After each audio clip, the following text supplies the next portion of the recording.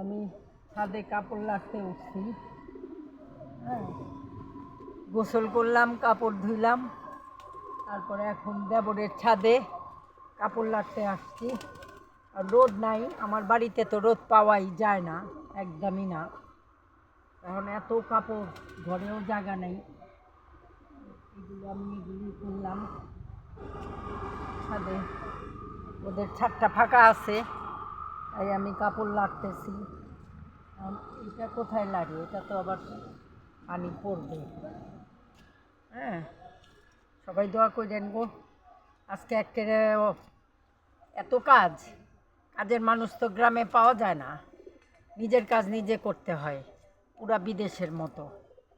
এখন এগুলি সব ধুইলাম, নিজেই করলাম, বুড়াবুড়ি দুইজনে মিলেই করলাম, কিচ্ছু করার নাই, সব কাজ একা হাতেই করতে হয়।